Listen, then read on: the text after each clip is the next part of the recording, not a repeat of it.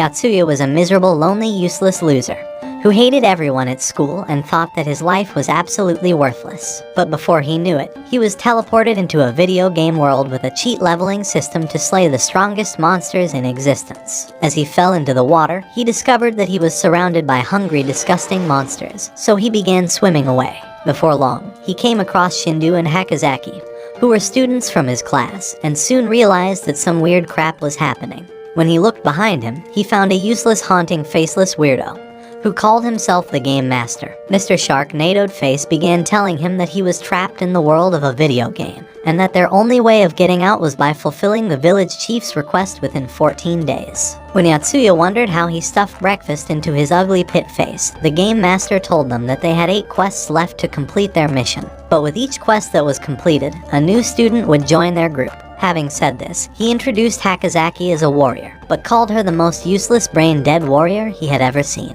Afterwards, he introduced Shindu as a wizard of the wind, who was a 3rd-ranked magician, but was totally useless and with 0 magical abilities. For Yatsuya's own ability, he decided to spin a fortune wheel, but when it fell to a farmer, the girls realized that he would be a horrendous loser in this world, the same way he was in the real world. When the Game Master vanished, Yatsuya decided to check his stats, and discovered that he was a 1st-ranked farmer. However, his abilities were so bootless that he could not grow a corn if he tried.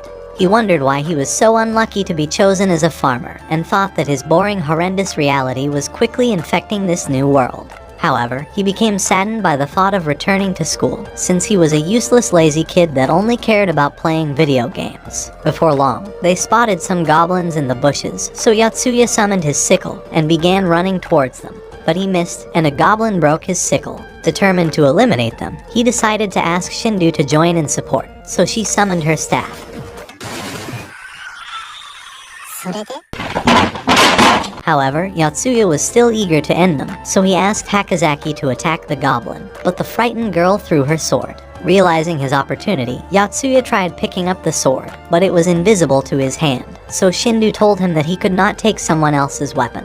Disappointed by this, he decided to summon his hoe, but as he struck the goblin, it broke in half, and it smacked his head, causing his soul to leave his body. As he woke up, Shindu told him that he can only be dead for 30 seconds before coming back to life, so he decided to come up with a new plan, and asked for Shindu's help in defeating the monster. With her staff, she cast a dust around the goblin, and as Yatsuya rushed forward, it smacked his head, but he impaled it as his soul left his body. Before long, he woke up and asked how they defeated the goblins prior to his arrival. So Shindu told him that they always hid and snuck around the bushes before attacking from a safe distance. Since dying together meant passing on in the real world, they were determined to stay alive and had attacked one after another. Hearing these words, Yatsuya realized that they were completely screwed. That night, he discovered that it would take 5 days before his tools grew back, and began wondering how to pass the time. When he asked what would be their reward for completing the quests, Shindu told him that he would be allowed to ask the Game Master a question. After she completed her first quest, she had asked him why he chose her for it, so Mr. Faceless told her that one of her friends had offered her up as a replacement. When the second quest was completed, Hakazaki had asked him who he was, so he told them that he came from the distant future. Wondering what question he would ask, Yatsuya decided to take a walk and clear his mind. However, after eliminating several goblins, he heard Hakazaki screaming and hurried off to her. When he arrived at the burning site, he found her split in half and watched as a huge monster appeared before him and made Shindu his dinner. At the sight of this, Yatsuya grabbed Hakazaki and began running off, afraid of meeting his own doom. The following day, they realized that Hakazaki's hand was not regenerating, having been digested by the monster, and that there would be no curriculum for Shindu until she was rescued from its belly. As Yatsuya decided to check their stats, he discovered that they were completely and hopelessly useless. As they arrived in the village, the people welcomed them as heroes, but Yatsuya knew that he was anything but a hero. When they met the village chief, he introduced himself and told them that their quest was to eliminate the giant troll that was terrorizing the village. After seeing the image of the beast, Yatsuya realized that they were totally f***ed. Outside, he wondered how they would take on the monster since they were two useless wannabe heroes. But after a moment, he realized that Hakazaki was a far useless hero than he was, and decided to ditch her so that he could get the job done himself.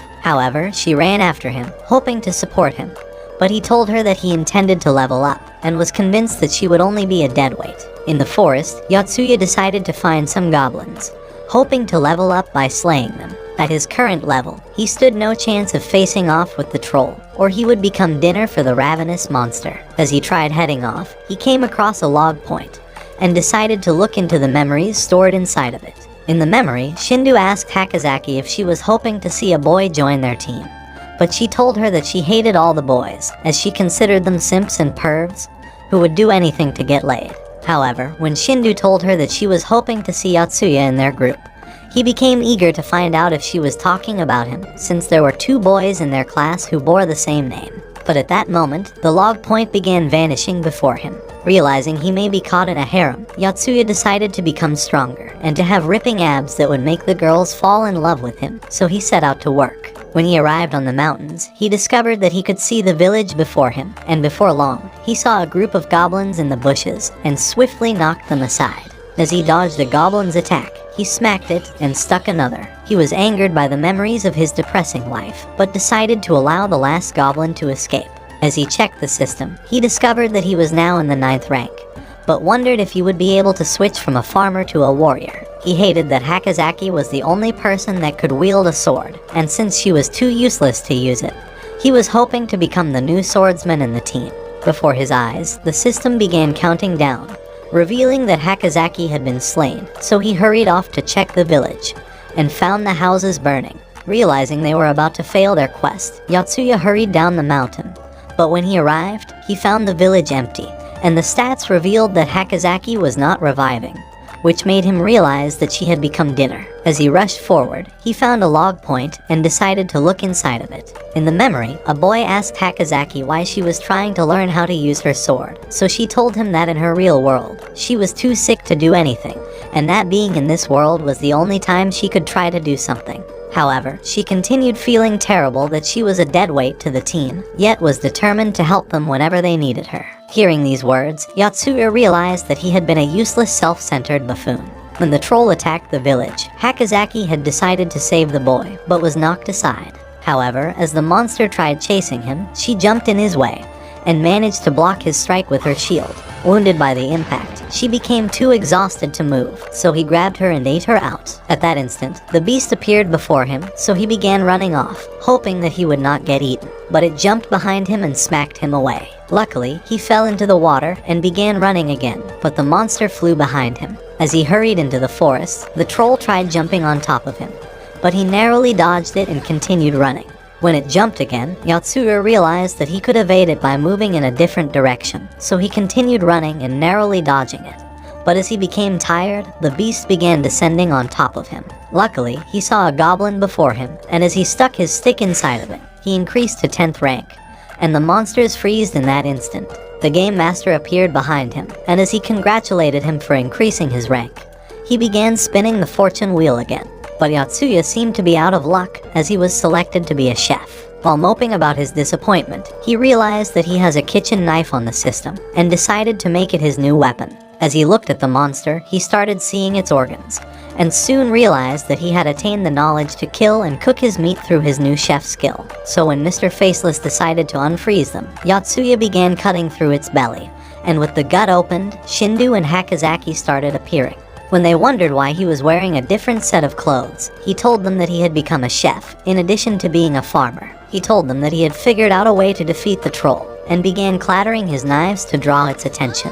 But as it jumped, he hurried away, and told the girls to do the same. After a moment, they noticed that the beast was growing tired, so Yotsuya tried impaling it, but got smacked away, while the girls were punched to the ground. After a few hours, they noticed that the troll had lost a lot of ketchup, so Yotsuya suggested a new plan. As he charged towards it, he dodged its strike and went straight into his belly, looking to carve out a large chunk of meat, but was flung away. However, Shindu decided to utilize the distraction, and as she climbed on top of him, she dug her staff into its head, and as she launched air inside of it, it blew up. With the monster dead, the game master appeared again, and congratulated them for completing the quest. After they noticed that their levels had increased, Mr. Faceless told Yotsuya to ask him any question he desired, since he was the hero of the quest. Yotsuya remembered the earlier questions that the girls had asked and decided to ask what their last quest would be. So the master revealed that they would have to battle a mighty dragon. Shocked by this realization, Yotsuya fell to his knees, but shortly realized that he was back into the school. Shindu told them that she was leaving for her tennis practice, and since their next quest was in a few weeks, she was glad that they survived the troll attacks, and thanked Yotsuya for saving her. As she started leaving, she told him to see Hakazaki off. So that afternoon, Yotsuya walked her home. But when they arrived at the station, he realized that the world would be invaded by monsters if he could not annihilate them from the game world. So he became determined to complete all the quests. The following night, he started running through the street, hoping to be fit for the next quest. But the game master began calling his phone, and started telling him about a new girl that he intended adding to their team, and directed him to her school so that he could become her friend. As the security began leaving, the game master threatened to screw up the team in the next quest if he failed to make contact with the girl. So he snuck through the corridor and entered the girl's restroom.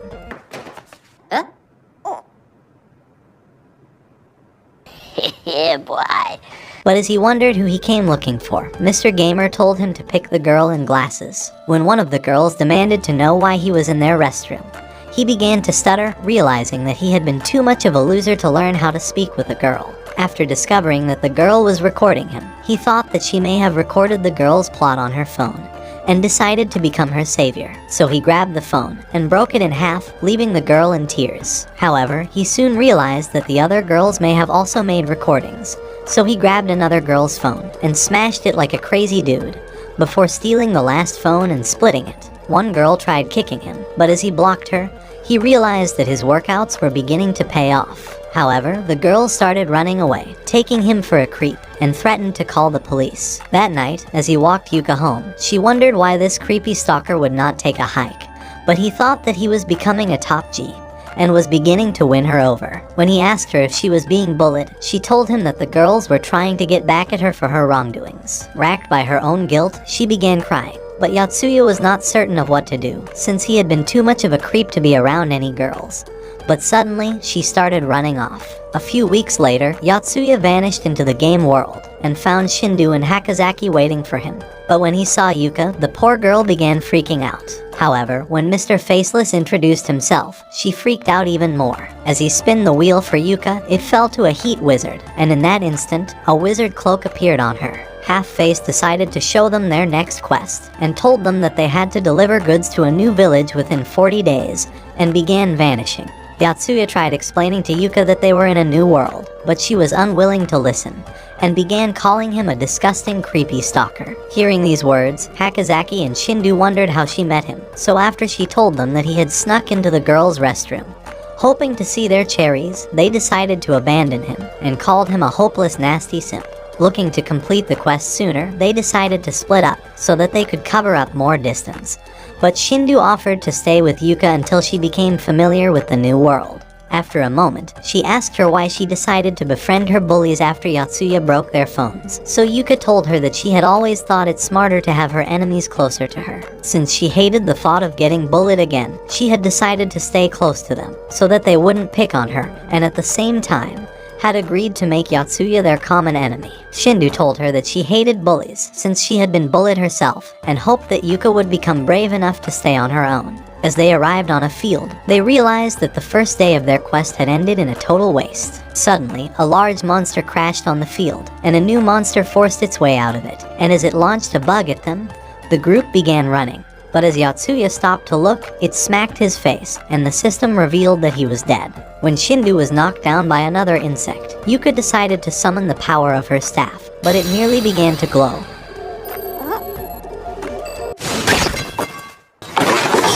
However, Yotsuya soon emerged, and as he caught an insect, he summoned his knife and impaled it, before ripping it apart. As another insect flew towards him, he smacked it to the ground and impaled it again. And in that moment, Shindu and Hakazaki realized that he might make a fine husband for the both of them.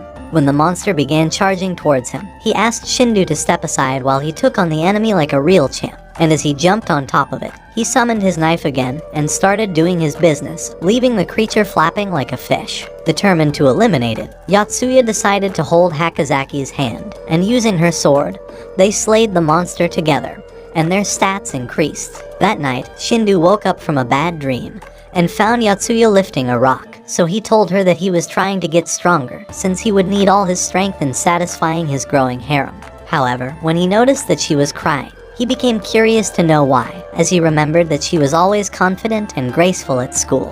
When he decided to ask her, she held his hand and told him to rescue her from this hellhole. She began telling him that a few years ago, she had an older sister who decided to hug the ground after she was regularly bullied. And by the time she was in elementary school, her teacher also began bullying her and called her a disgraceful fatso. However, her friends started supporting her, and soon she realized that they were important to her, and that she was responsible for what happens in her own future. But unluckily, she had found herself on this strange island, and the game master had told her that she would be responsible for everyone's safety when new members were added to her team. Afraid of losing everyone and herself, she decided to ask Yotsuya for his help in completing the quests. The following day, they arrived in the village and discovered that it was deserted. When they came across a traveler, he told them that he had been moving across the village for years and had always found it empty. Confused by his words, Yotsuya wondered if they were on a different island, but decided to ask for directions to Reidoderbo, which was far away on the map. So the traveler told them that the city was on the edge of the continent, and that it would take 90 days to arrive on foot. Looking to utilize her feminine charm, Shindu decided to ask for his horse. However, the man was a top G and would not simp for her like a hormonal teenager, so he suggested that they enter the martial arts tournament in a nearby town, who were offering 3 horses as a reward for the winner. As he rode off, the team realized that their new priority was getting a horse, so Yotsuya suggested leveling up before they entered the tournament. While they were walking through the forest, a group of bandits jumped in their way, and after realizing that the team were a band of wannabe heroes, they threatened to sell them off to the lord of a faraway island. So the team summoned their weapons, and as a bandit attacked Yotsuya, he dodged and slashed his arm, but the system reduced his rank, as he was only allowed to attack monsters. At this realization, Yotsuya began backing away and told the girls to run. But as they did, Shindu tried unleashing the wind in her staff. By the time the team arrived at a safe spot, they realized that she never made it and was already captured by the bandits. When Hakazaki suggested saving her, Yotsuya told her that their individual safety was irrelevant to the quest, and that she would be returning to the real world once their quest was completed. Yuka called him a shameless, sickening loser, but he still would not budge. Since Shindu arrived on the island before him, he considered her a higher rank and believed that he had no duty to rescue her. Having said this, he told the girls to rescue her on their own, as he intended to enter the tournament and flex his muscles. Before long, the girls were also captured by the bandits, and at this discovery, Yotsuya realized that they were all completely useless and decided to slay a few goblins instead. After ranking up again, the wheel began spinning, and as it fell to wizard creature, he transformed into a new outfit. Afterwards, the system revealed that he had lost all his stats. In the new town, Yotsuya readied himself for the tournament, hoping to win so that he could rescue the girls. After summoning a cleaver, he began charging towards the knight, but before long, he was already slain, and the winner was declared. As he woke up, he realized that he would never be anything but a horrendous and hopeless failure. However, the knight felt bad for him and decided to introduce herself as Kaval, telling him that she had always hoped to meet a hero from another world. But Yotsuya could care less and decided to ask for her horses, saying that he had to reach the end of the continent within a few days, and in return was offering to lead her army to a bandit's hideout. So she led him to the commander's office, and he thanked Yotsuya for his help, but told him that they could only offer him 1 horse. With no other options, he decided to accept their offer. As they walked through the town that evening, Kaval suggested that they spar with their sword before their ambush on the bandits. She thought that he was terrible at the tournament and was looking to teach him a few tricks to save his ass in a real battle, so he agreed to train with her. As they prepared for their sparring, Yotsuya decided to separate his stick from the hoe, telling her that he could not use a sword. Afterwards, they faced off, and as Yotsuya slashed towards her, she dodged and knocked off his stick before slamming his head, knocking him, and jabbing his gut. As Yotsuya lay exhausted on the floor, he realized that he was every bit as useless in this world as he is in the real world. That night, after 2 bandits were slain, Kaval appeared and commanded her army to attack their hideout. However, 1 bandit alerted the others, and a battle ensued, but as a man slashed at Yotsuya, he blocked and punched his face. Realizing they were losing the fight, the bandits decided to open up a mysterious cage and began running away. As a monster came out of the darkness, He bent the bar under his foot and roared to the sky.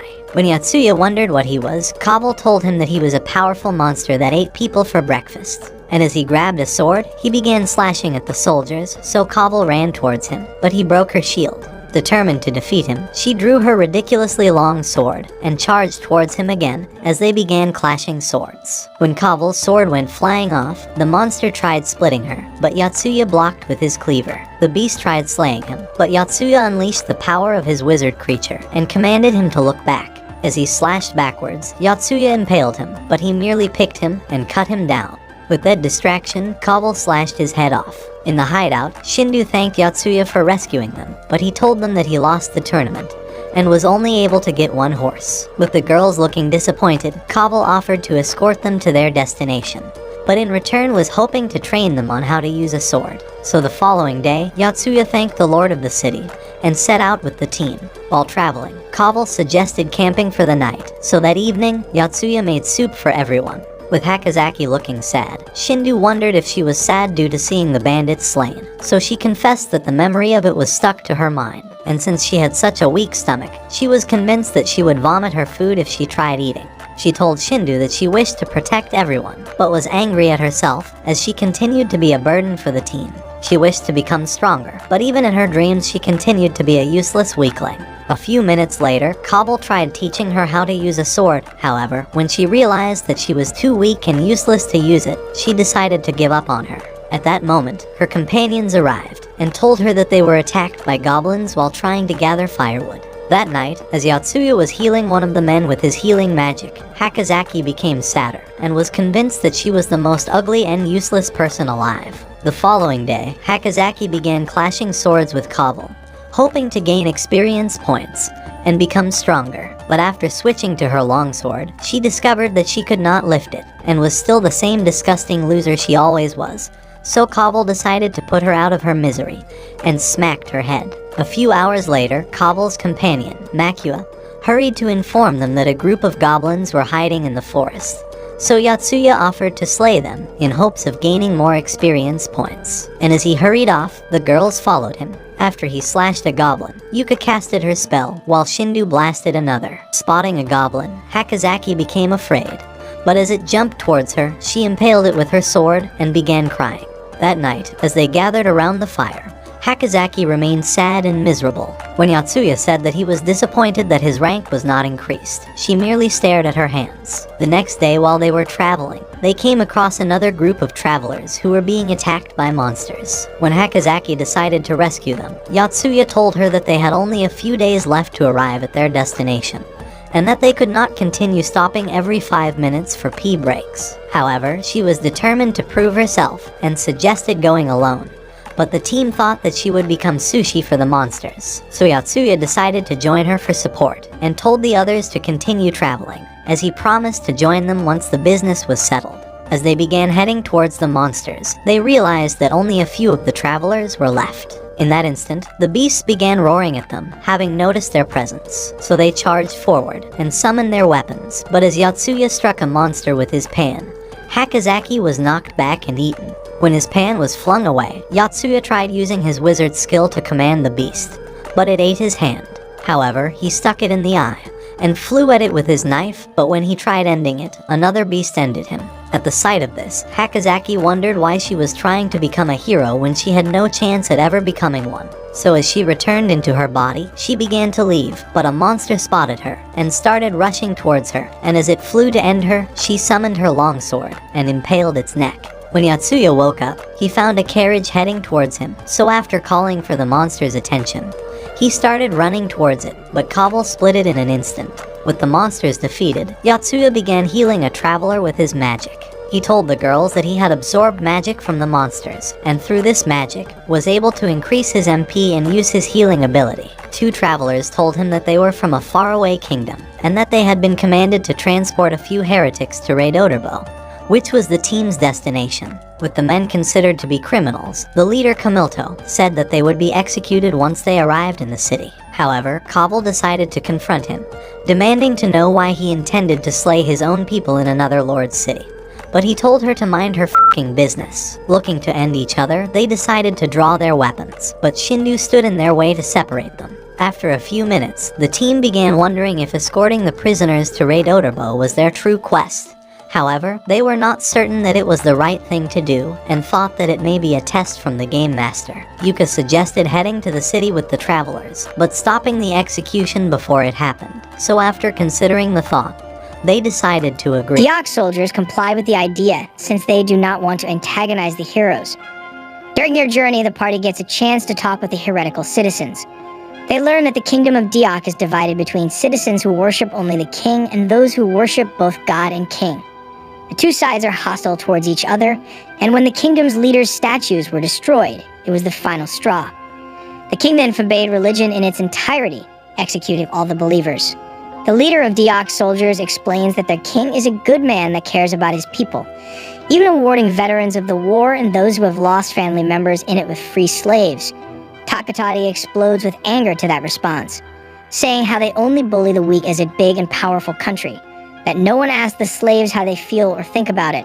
Another argument breaks out, but Yotsuya manages to calm them down before it escalates. While traveling towards Reidoderbo, they decide to take a shortcut through a tunnel that goes underneath the mountain in front of them, not realizing that it was a trap set up by the soldiers from Diok.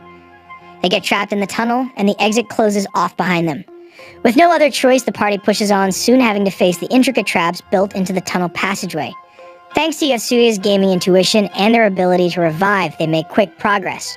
Unfortunately, Yotsuya gets stuck in a pitfall-like trap, so the rest of the group continues without him. Arriving to the final chamber before the exit, the group is forced into a battle against a gargoyle, a very strong man-made monster. In the meanwhile, Yotsuya figured out a long and strenuous way to get out of the hole he was stuck in. Eventually, with a lot of falls and deaths, he manages to get up and follow the path after the rest of the group. On the way, he sees a log point. Watching what transpired, he sees that one of the retainers who came with Kabul died to a trap. Those forced to fight the gargoyle are engaged in heated combat, with only Shindu and Kabul fighting the gargoyle head-on.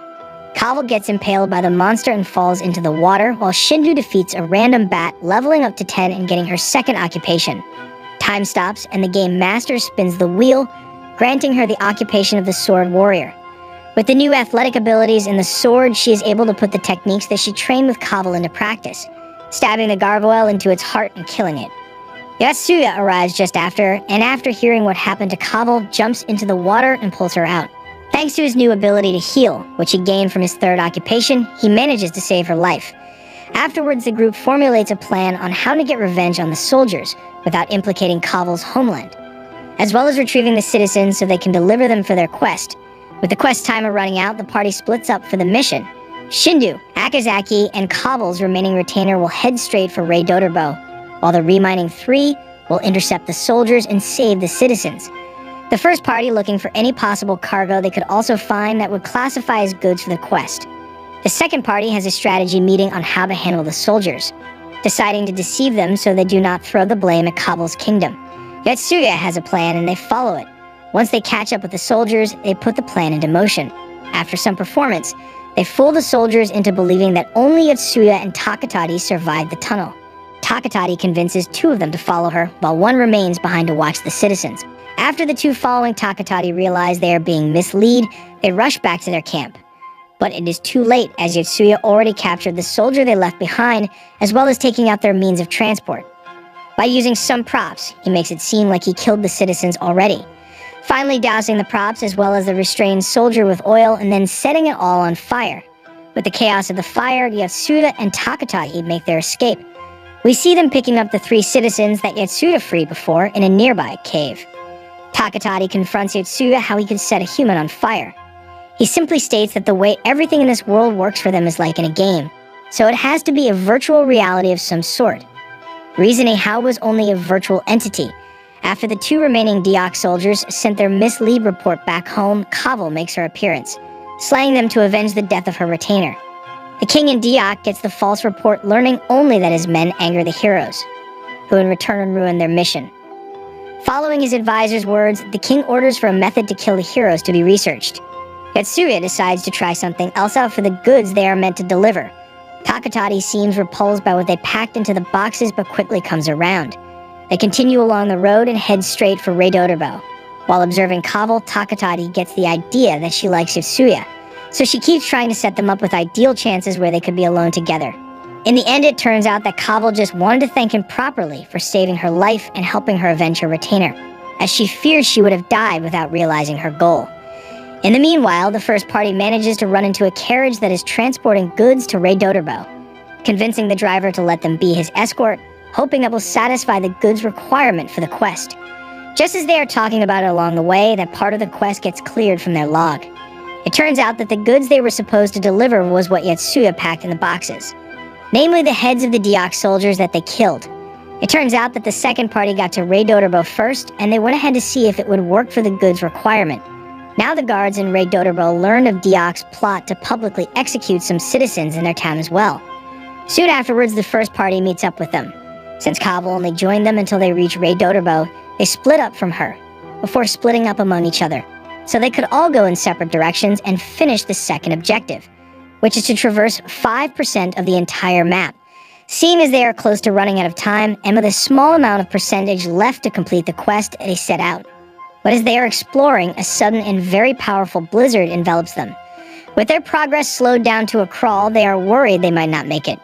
Not to mention the fact that if they drop dead in this cold, they would not be able to revive, since the cold environment would keep their bodies in freezing cold temperatures at the very least until the snow thaws.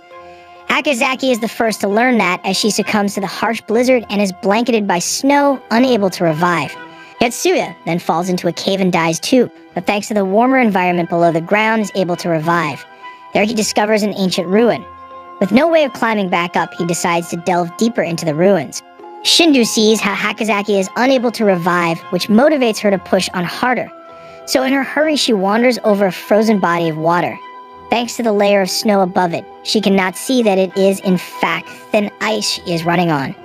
The ice breaks, and she drowns in the icy cold water, frozen and unable to revive. Inside the ruins, Yotsuya is attacked by a large worm-like monster that eats him whole, making him also unable to revive. Takatati realizes that she is the only one left standing. With no one else reviving, she is the only party member alive. If she dies, then it will all be over. In a freezing cold, she slowly begins giving up, but somehow her mental fortitude survives, making her remember all the things that motivate her to keep going. Picking herself back up, she blasts a large area around herself with flames, warming back up and pushing on. That blast of fire was enough to attract the attention of a black-haired woman riding a flying cat-like monster. The woman recognizes her as a player and offers to help. With the time almost entirely up, Takatati goes into a panic.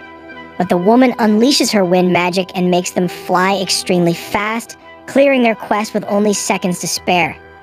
Takatati, Yotsuya, Shindu, and Hakazaki appear before the game master, who congratulates them and allows them to ask him a question. Takatati asks the game master if the world they are in is virtual or real. He explains that they are virtually there, but the world itself is real. It is but one of infinite parallel universes. And they are on the same planet as their own, just from a different reality.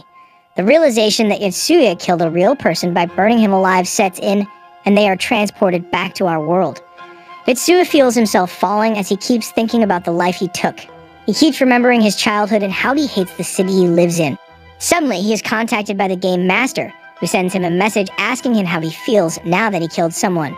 Ignoring his message, Yotsuya is struggling with himself inside of his room. Then a young girl with long black hair and blue eyes appears in front of him.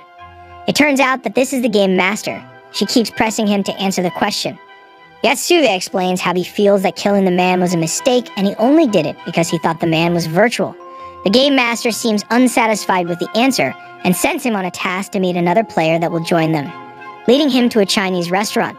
Apparently, the new player will kill a man unless Yotsuya stops him. As the game master said, 3 masked men run into the restaurant.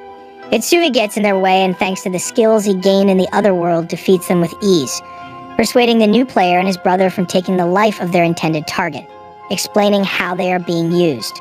The Yakuza who is using them comes in after hearing things are not going to plan, but Yotsuya knocks him out as well, leaving together with the 2 brothers before the police arrive. The game master meets Yotsuya on a rooftop, continuing the questioning about his view on human life and its value. Then Yotsuya's darker side begins to show, telling how everyone should just die, starting with the least valuable ones. And those who are tricked into killing have no value. The game master asks him what makes him think he has the right to decide that. Yatsuya laughs and says that he is nobody, just a kid with delusions of grandeur. But even so, he will fight for the justice he believes in. Soon enough, they all get transported into the other world, where they get to meet the newest addition to their party, Keita. The game master shows up and gives them their new quest. This time they need to offer the Jiffen Buffo at Victimania within the next 20 days. To help them with their journey, they are now able to use a teleportation ability, allowing the party to instantly go to places they had visited before. Before leaving, the game master grants Keita the warrior of the spear job. Yatsuya wants them to hurry on ahead to a familiar town so they would figure out what it is they have to do as soon as possible, as they don't know the meaning of the quest. His attitude bothers Keita, and the two of them get into an argument. Shinju steps in and gives Keita a very brief rundown of what is going on in this world and what they are supposed to do. Afterwards, Keita challenges Yatsuya on a one-on-one match. During the match, Keita insists that Yatsuya uses the same magical ability he used to defeat the Yakuza member back in Japan when he saved Keita and his brother. Yatsuya does so, and while he is confident in his victory, Keita manages to break free of the effect, turning the tables and defeating Yatsuya. After the match, the party teleports to Korganol, the town where their friend Kavel used to live. Upon finding Kavel, they learn that 15 years had passed in this world since the last time they were here, and in that period of time, she had become a mother.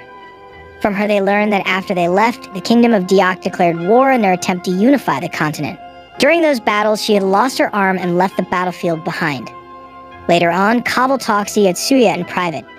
It is then that she confesses the feelings she had for him, telling him how she fell in love with him during their adventure. After giving him a kiss, she apologizes for getting older on her own. The next day, the party heads out onto the sea.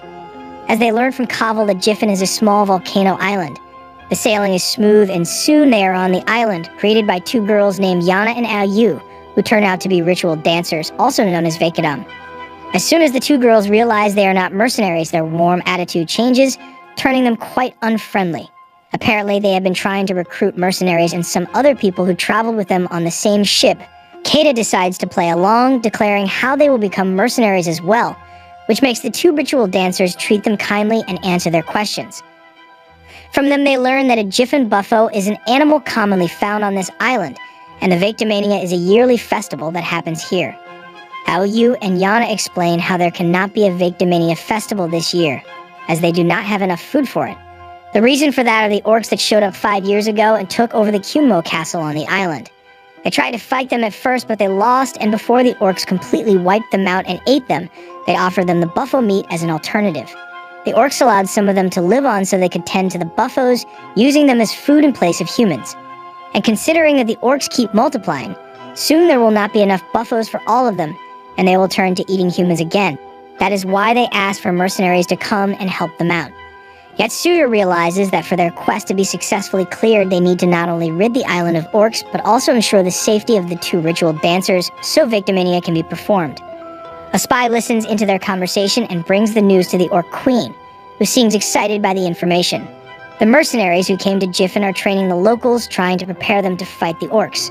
Their leader, Kamtold, is reassured when the heroes express their desire to join them as well.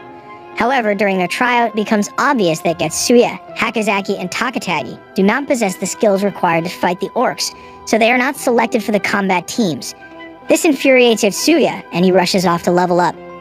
Since there are no monsters except for the orcs on this island, he has to do other things like farming and cooking. Because he has the farmer and cook jobs, this allows him to earn experience as well. The party learns more about the mercenaries as they train together.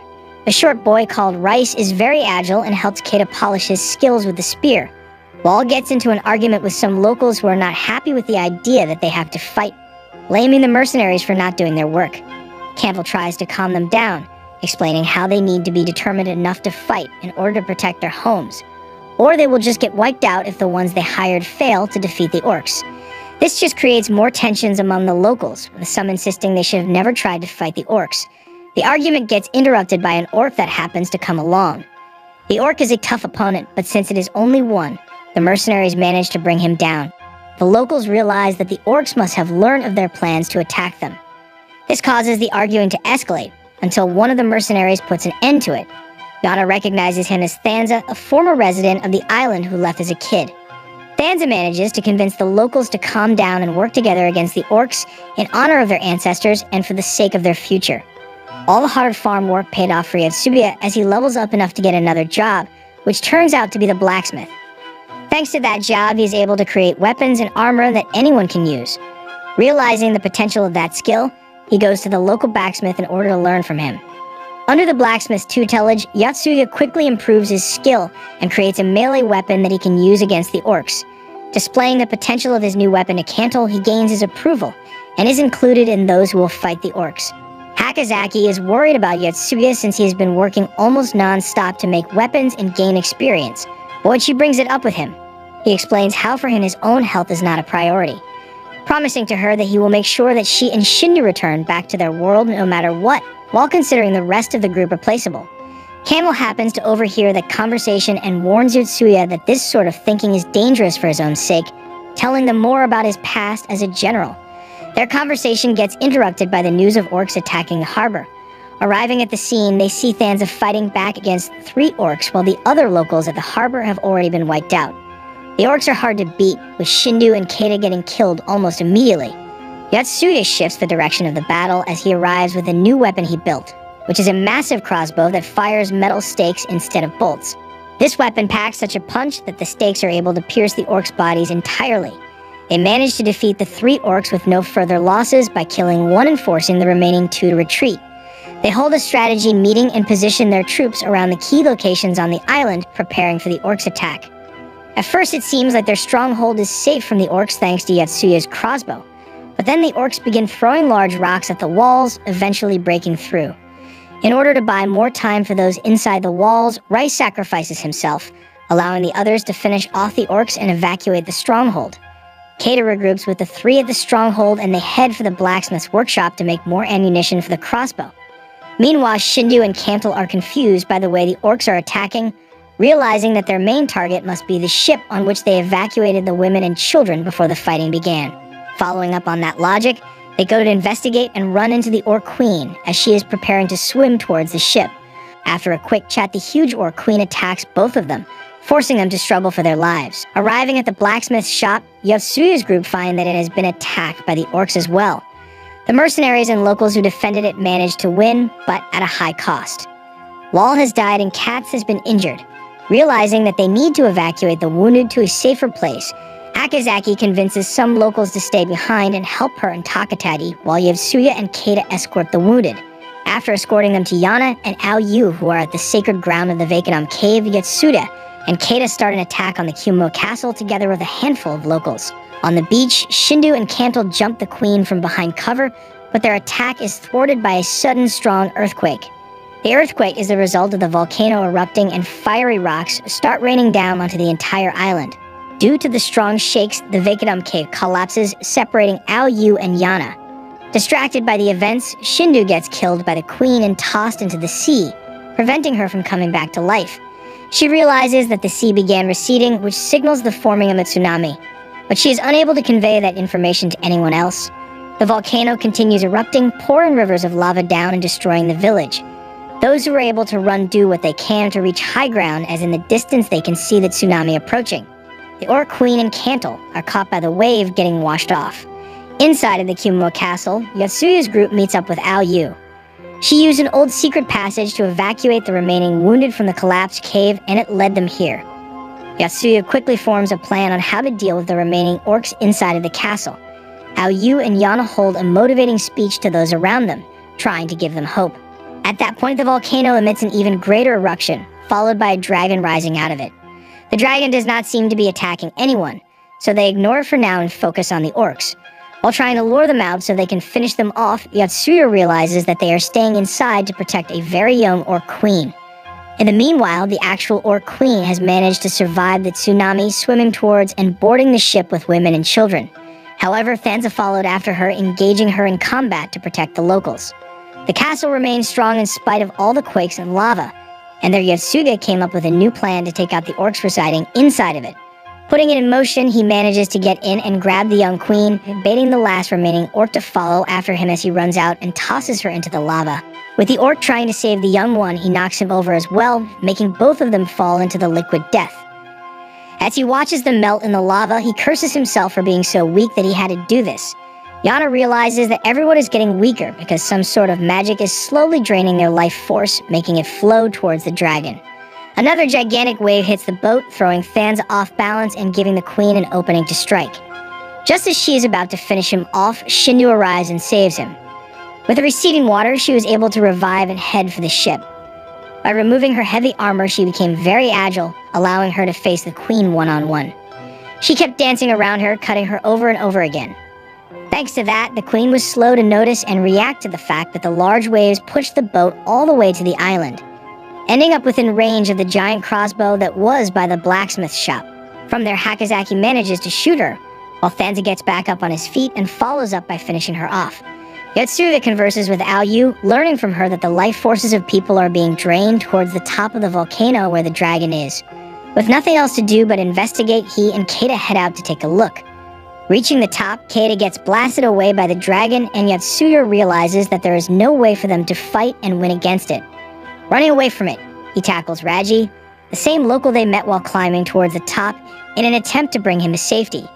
Raji, thinking that his identity as a dragon bishop has been revealed, spills the beans and reveals it himself. Yotsuya realizes that Raji was responsible for bringing the orcs to this island in the first place, as this bloodshed was part of his plan. A fight breaks out, but he is unable to win against him, even after Keita comes back to life and comes to help. Raji also realizes that he cannot kill the heroes, so he makes his escape while they are waiting on their revival timer. The dragon bishop comes to the castle and goes after Aoyu, trying to kill her. She is about to die as Yotsuya catches up and saves her from his magic. With her help, Yotsuya is able to empower his magic and force Raji to stop his movement, giving Keita an opportunity to strike. Keita manages to land a hit, injuring the dragon bishop and forcing him to retreat. They realize that Raji inscribed a strange magic circle, which is the thing that is draining the life force from everyone. After they destroy the one which Keita remembered seeing, Yana and Katz go hunting down for the remaining ones, using Katz's amazing cartography skills to calculate their locations. With all of the magic circles gone, the dragon on top of the volcano is no longer getting energy, which forces it to retreat back into the lava. By doing that, the eruption stops and the situation on the island calms down. While checking the aftermath, they realize that Thanza sacrificed himself to prevent the ship from running into the flowing lava by placing his body in between the two, thereby saving everyone on board the ship. The following day, the locals hold the Victimania festival while using a Jiffen buffo as an offering, thereby completing the quest for the heroes. Cantle is adrift at the sea, being washed far away by the tsunami. He is spotted by Raji while he's flying away, who suddenly gets killed by the same lady who helped Takatati during their previous quest for Tina. She proceeds to save Cantle from certain death on the sea. The Game Master congratulates them on the quest completion. Keita gets to ask a question, and Game Master answers that Raji was trying to revive the dragon. Yotsuya is back in his hometown for summer vacation, where the Game Master appears in her little girl form, telling him about his impending meeting with his next party member. Soon enough, Yotsuya meets an English-speaking girl named Glenda. She claims to be there because a girl in white told her to. Figuring she has to be the one that the Game Master told him about, Yotsuya talks with her about the other world. Apparently, there are other people across the world who are going through the same situation as Yotsuya and his friends are. Glenda decided to investigate, and that is how she ended up here. Following her plan, Yotsuya invites Shindu and Hakazaki to come and film a recap of what happened to them in the other world, so they could expose it to a wider audience online and try to make contact with others who are going through something similar. The plan proves to be a success as they are able to contact others who are part of a similar situation.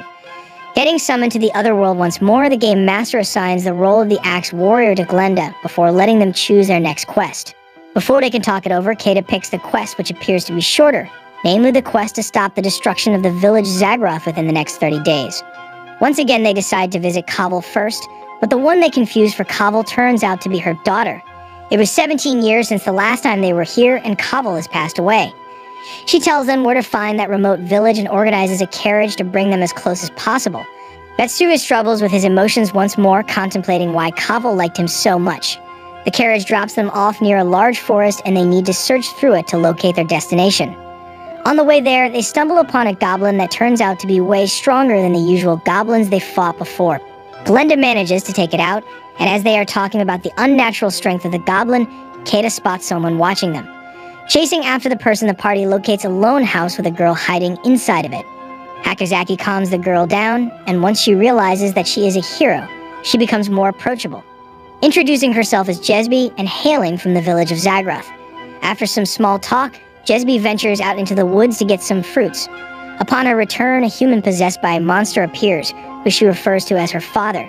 Yatsuya explains how he heard about this from another person that contacted them online after their video. Apparently, it is a parasite monster called the wireworm, and once it has been attached to the host's brain, the host dies and becomes a mindless puppet for the parasite to use and feed off of. Hakozaki cannot bring herself to kill the possessed human, but Yatsuya steps in and decapitates Jesby's father without any hesitation. Afterwards, they burn his corpse in order to make sure that the parasite has been killed. After Glenda calms her down, Jesby leads them towards Zagroth.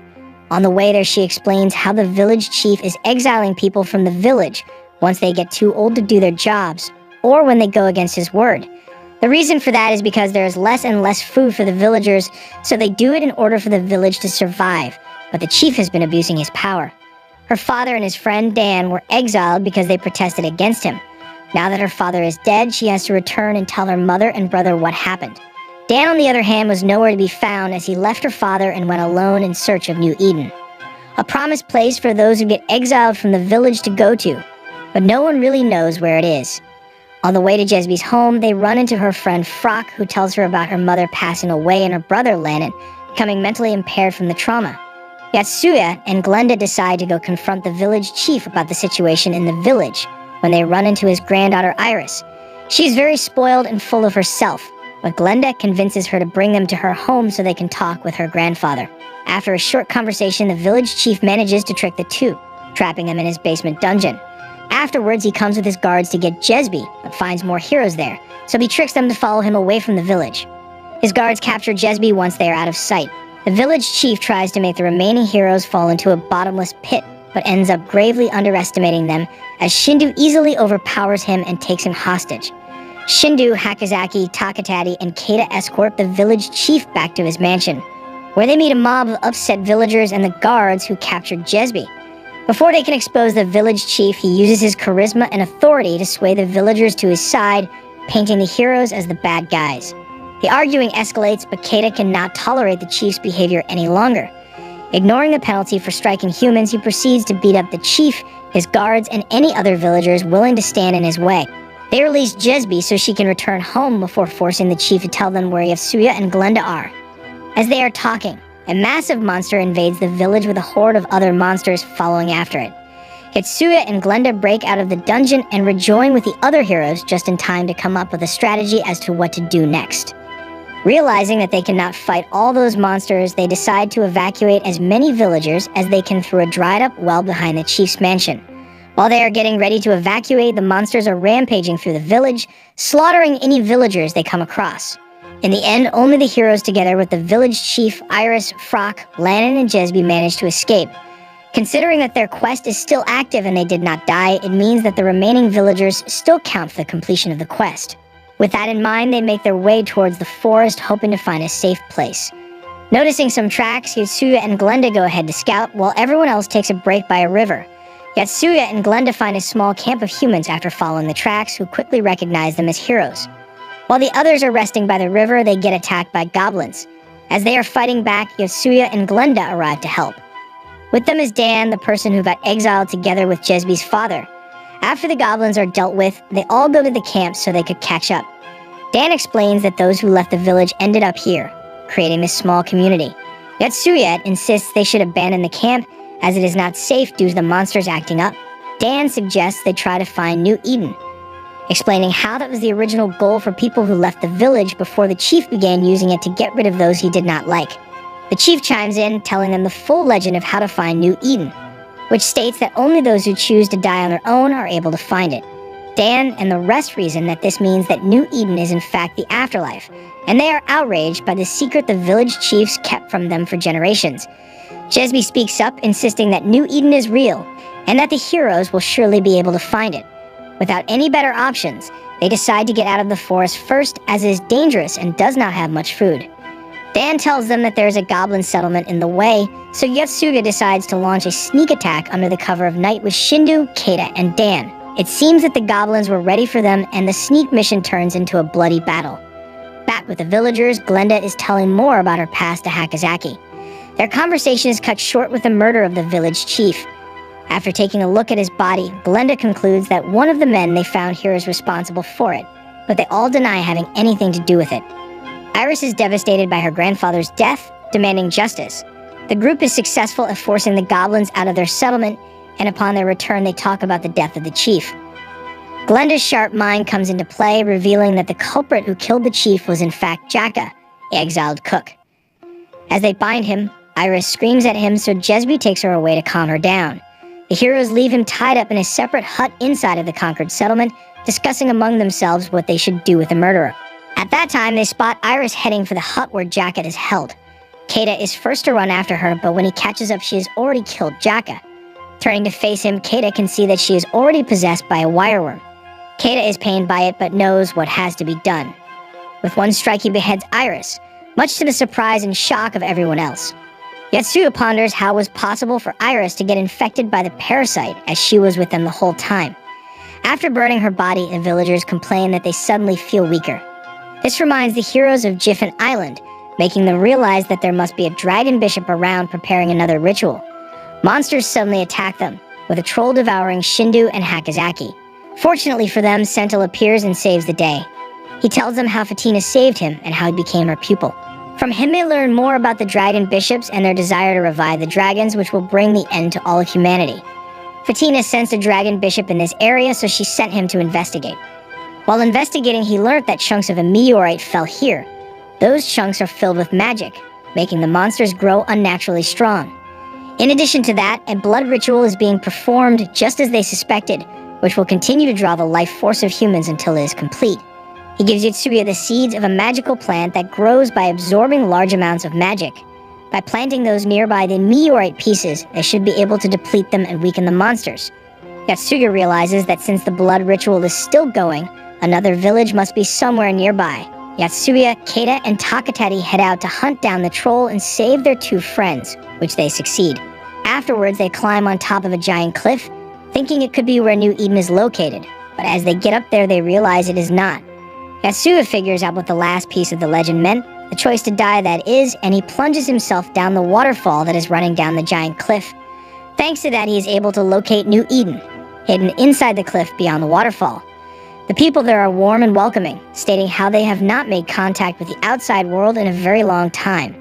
Back with the villagers, Glenda exposes Jesby for being a dragon bishop all along, explaining how it had to have been her who infected Lannon's father and Iris with the wireworm. As a dragon bishop, she would have been able to use powerful magic, powerful enough to alter the memories of all the people that seemed to recognize her. And Glenda had been suspicious of her since she ventured out into the dangerous woods to gather fruit all on her own, not worried about the monsters that reside inside of it.